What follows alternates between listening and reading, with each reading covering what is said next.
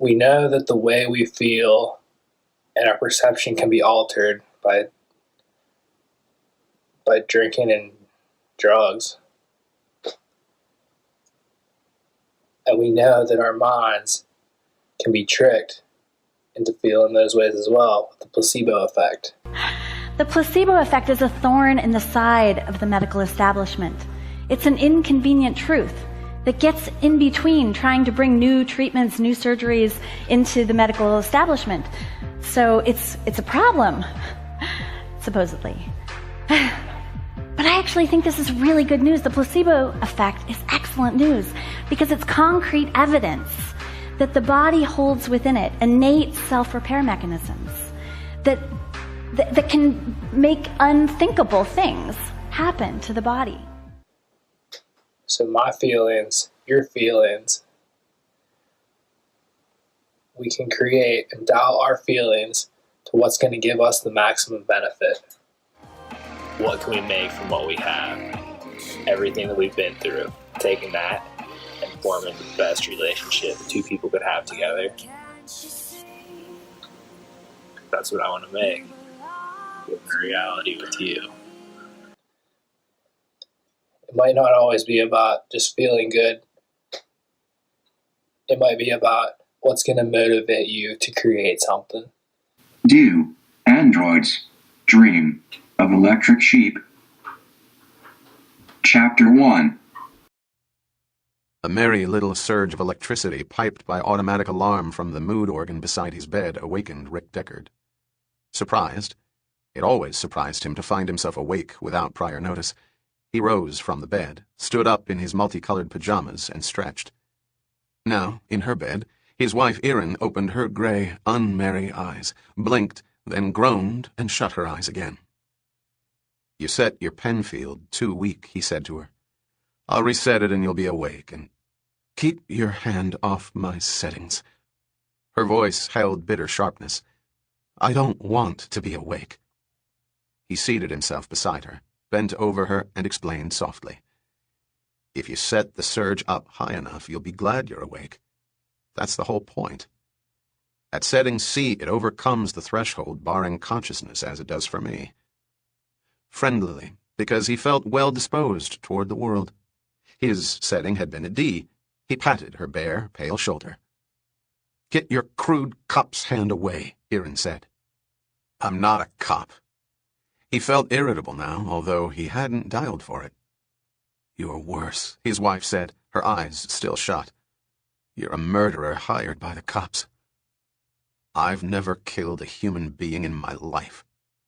His irritability had risen now, had become outright hostility. Erin said, "Just those poor Andys. I notice you've never had any hesitation as to spending the bounty money I bring home on whatever momentarily attracts your attention." He rose, strode to the console of his mood organ. "Instead of saving," he said, "so we could buy a real sheep to replace that fake electric one upstairs. A mere electric animal, and me earning all that I've worked my way up to through the years." At his console, he hesitated between dialing for a thalamic suppressant, which would abolish his mood of rage, or a thalamic stimulant, which would make him irked enough to win the argument. "If you dial," Erin said, eyes open and watching, "for greater venom, then I'll dial the same. I'll dial the maximum, and you'll see a fight that makes every argument we've had up to now seem like nothing. Dial and see. Just try me." She rose swiftly, loped to the console of her own mood organ, stood glaring at him, waiting. He sighed, defeated by her threat. "I'll dial what's on my schedule for today." Examining the schedule for January 3rd, 2021, he saw that a business-like professional attitude was called for. "If I dial by schedule," he said warily, "will you agree to also?" He waited, canny enough not to commit himself until his wife had agreed to follow suit. "My schedule for today lists a 6-hour self-accusatory depression," Erin said. "What? Why did you schedule that?" It defeated the whole purpose of the mood organ. "I didn't even know you could set it for that," he said gloomily. "I was sitting here one afternoon," Erin said, Naturally, I had turned on Buster Friendly and his friendly friends, and he was talking about a big news item he's about to break, and then that awful commercial came on, the one I hate, you know, for Mountebank lead codpieces. And so for a minute I shut off the sound. And I heard the building. This building. I heard the... She gestured. Empty apartments, Rick said. Sometimes he heard them at night when he was supposed to be asleep. And yet, for this day and age, a one-half-occupied Connaught building rated high in the scheme of population density. Out in what had been before the war the suburbs, one could find buildings entirely empty. Or so he had heard. He had let the information remain second-hand. Like most people, he did not care to experience it directly. At that moment, Erin said, when I had the TV sound off, I was in a 382 mood. I had just dialed it. So, although I heard the emptiness, intellectually, I didn't feel it. My first reaction consisted of being grateful that we could afford a Penfield mood organ. But then I realized how unhealthy it was, sensing the absence of life, not just in this building, but everywhere, and not reacting. Do you see? I guess you don't. But that used to be considered a sign of mental illness. They called it absence of appropriate effect. So I left the TV sound off, and I sat down at my mood organ, and I experimented. And I finally found a setting for despair. Her dark, pert face showed satisfaction, as if she had achieved something of worth. So I put it on my schedule for twice a month. I think that's a reasonable amount of time to feel hopeless about everything.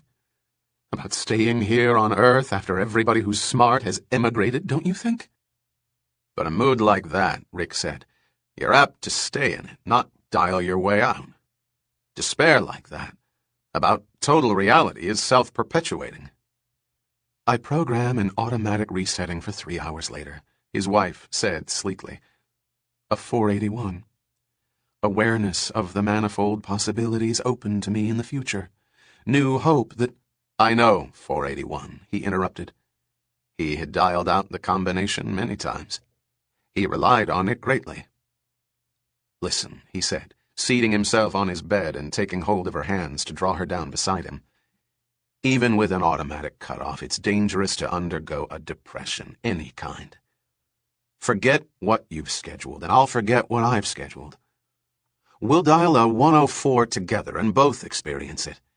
And then you stay in it while I reset mine for my usual businesslike attitude. That way I'll want to hop up to the roof and check out the sheep and then head for the office. Meanwhile, I'll know you're not sitting here brooding with no TV. He released her slim, long fingers, passed through the spacious apartment to the living room, which smelled faintly of last night's cigarettes. There he bent to turn on the TV. From the bedroom, Erin's voice came. I can't stand TV before breakfast. Dial 888, Rick said as the set warmed. The desire to watch TV no matter what's on it. I don't feel like dialing anything at all now, Erin said.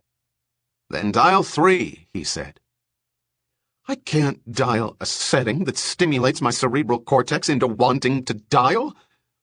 If I don't want to dial, I don't want to dial that most of all, because then I will want to dial, and wanting to dial is right now the most alien drive I can imagine. I just want to sit here on the bed and stare at the floor. Her voice had become sharp with overtones of bleakness as her soul congealed, and she ceased to move, as the instinctive, omnipresent film of great weight, of an almost absolute inertia, settled over her. He turned up the TV sound, and the voice of Buster Friendly boomed out and filled the room. Ho-ho, folks! Time now for a brief note on today's weather. The Mongoose satellite reports that fallout will be especially pronounced toward noon and will then taper off, so all you folks who will be venturing out... Appearing beside him, her long nightgown trailing wispily, Erin shut off the TV set. Okay, I give up. I'll dial. Anything you want me to be. Ecstatic sexual bliss. I feel so bad I'll even endure that. What the hell? What difference does it make? I'll dial for both of us, Rick said, and led her back into the bedroom. There, at her console, he dialed 594. Pleased acknowledgement of husband's superior wisdom in all matters. On his own console, he dialed for a creative and fresh attitude toward his job, although this he hardly needed. Such was his habitual, innate approach without recourse to Penfield artificial brain stimulation. After a hurried breakfast, he had lost time due to the discussion with his wife. He ascended, clad for venturing out, including his Ajax model mountebank lead codpiece, to the covered roof pasture whereon his electric sheep grazed. Whereon it, sophisticated piece of hardware that it was, chomped away in simulated contentment, bamboozling the other tenants of the building. Of course, some of their animals undoubtedly consisted of electronic circuitry fakes, too. He had, of course, never nosed into the matter any more than they, his neighbors, had pried into the real workings of his sheep.